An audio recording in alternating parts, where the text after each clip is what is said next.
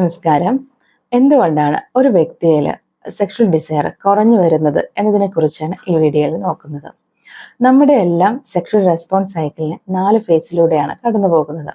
Sexual desire, arousal, orgasm, then last resolution. ഇതിൽ sexual desire അത് ഓരോരുത്തരിലും ഓരോ രീതിയിലാണ് അല്ലേ? എന്നാലും നമ്മളിതിനെ കോമൺ ആയിട്ട് സ്പോണ്ടേനിയസ് ആൻഡ് റെസ്പോൺസീവ് എന്ന് 2 തരത്തിലായിട്ട് നമ്മൾ ഡിവൈഡ് ചെയ്തിട്ടുണ്ട്. സ്പോണ്ടേനിയസ് സെക്ഷൽ ഡിസയർ എന്ന് പറയുമ്പോൾ അതിൻ്റെ ആ പേര് പോലെ തന്നെ ഒരു സ്റ്റിമുലേഷൻ്റെയും ആവശ്യമില്ലാണ്ട് തന്നെ, ഒരു സ്റ്റിമുലേഷനും ഇല്ലാതെ തന്നെ ഡിസയർ വരുന്നതാണ് സ്പോണ്ടേനിയസ് സെക്ഷൽ ഡിസയർ എന്ന് പറയുന്നത്. ഇപ്പോൾ പുരുഷന്മാരിൽ 70% ഇത്തരത്തിലാണ് ഡിസയർ വരുന്നതെങ്കിൽ 20% മാത്രമാണ് സ്ത്രീകളിൽ ഇങ്ങനെ ഡിസയർ വരുന്നത്. ഇനി റെസ്പോൺസീവ് സെക്ഷൽ ഡിസയർ എന്ന് പറയുമ്പോൾ മെൻ്റലിയോ ഫിസിക്കലിയോ ഉള്ള ഒരു സ്റ്റിമുലേഷൻ കാരണം ഡിസയർ വരുന്നതാണ്. സ്ത്രീകളിൽ ഭൂരിഭാഗം ഇങ്ങനെയാണ് വരുന്നത്. ഇപ്പോൾ ഒരു ഉദാഹരണം പറയുകയാണെന്നുണ്ടെങ്കിൽ പാർട്ട്ണറുടെ ടച്ച്, കിസ് അല്ലെങ്കിൽ അത്തരത്തിലുള്ള വീഡിയോ, ഓഡിയോ കാണുക, കേൾക്കുകയൊക്കെ ചെയ്യുന്നത് മൂലമുള്ള ഡിസയർ വരുന്നതാണ് റെസ്പോൺസീവ് സെക്ഷൽ ഡിസയർ. ഇനി എന്തൊക്കെ കാരണങ്ങൾ കൊണ്ടാവാം ഒരു വ്യക്തിയിൽ ഇത്തരത്തിലുള്ള സെക്ഷൽ ഡിസയർ കുറഞ്ഞു വരുന്നത് എന്നാണ് നമുക്ക് നോക്കുന്നത്. Biological factors, psychological factors, relationship factors and life style factors. ഇതിൽ ആദ്യത്തേതായിട്ടുള്ള ബയോളജിക്കൽ ഫാക്ടേഴ്സിൽ നമ്മൾ നോക്കുമ്പോൾ ഒരു ഫസ്റ്റ് തന്നെ നമുക്ക് പറയാം ഒരാളുടെ പ്രായം അല്ലെ. ഒരു പ്രായത്തിൽ സെക്ഷൽ ഡിസയർ അങ്ങ് പീക്ക് സ്റ്റേജിലേക്ക് വരുമെങ്കിലും പിന്നീട് അങ്ങോട്ട് പ്രായം കൂടുന്നതിനനുസരിച്ച് സെക്ഷൽ ഡിസയർ കുറഞ്ഞു വരികയാണ് ചെയ്യുന്നത്. ഇനി ഹോർമോൺസിലുള്ള വ്യത്യാസം. ഇപ്പോൾ പുരുഷന്മാരിലാണെങ്കിൽ 40 വയസ്സിന് ശേഷം അവരുടെ ടെസ്റ്റോസ്റ്ററോണിൻ്റെ അളവ്, സ്ത്രീകളിൽ ഈസ്ട്രജൻ്റെ അളവൊക്കെ വലിയ രീതിയിൽ കുറഞ്ഞു വരും അല്ലേ. അപ്പോൾ അവരുടെ ഡിസയർ കുറയാൻ സാധ്യതയുണ്ട്. സ്ത്രീകളുടെ കാര്യത്തിൽ അവരുടെ ഗർഭിണിയായിരിക്കുമ്പോൾ, ഇപ്പോൾ ഡെലിവറിക്ക് ശേഷം ഒരു മെനപ്പോസിൻ്റെ ഒരു സമയത്തൊക്കെ വലിയ രീതിയിലുള്ള ഹോർമോൺസിൽ വ്യത്യാസം വരും. അതെല്ലാം തന്നെ അവരുടെ ഡിസയറിനെ കാര്യമായിട്ട് ബാധിക്കുന്നുണ്ട്. ഒരുപാട് കാലം നീണ്ടു നിൽക്കുന്ന അസുഖങ്ങൾ കാരണവും ഇത്തരത്തിൽ ഡിസയർ കുറഞ്ഞു വരികയാണ് ചെയ്യുന്നത്. Diabetes, heart disease, thyroid, blood pressure ഇങ്ങനെയുള്ള പ്രശ്നങ്ങളെല്ലാം തന്നെ ഡിസയറിനെ ബാധിക്കുന്നതാണ്.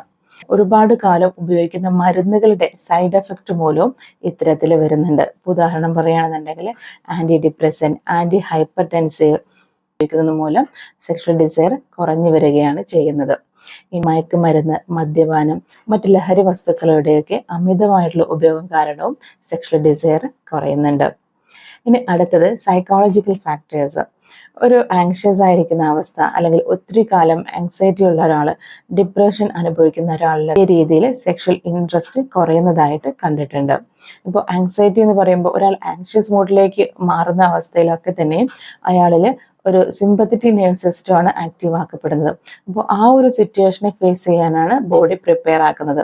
അതുകൊണ്ട് തന്നെ ഒരു ഡിസയർ ഉണ്ടെങ്കിൽ തന്നെയും ആങ്ഷ്യസ് ആയിരിക്കുന്ന അവസ്ഥയിൽ തുടർന്നുള്ള കാര്യങ്ങളിലൊക്കെ വളരെയധികം ബുദ്ധിമുട്ടായിരിക്കും.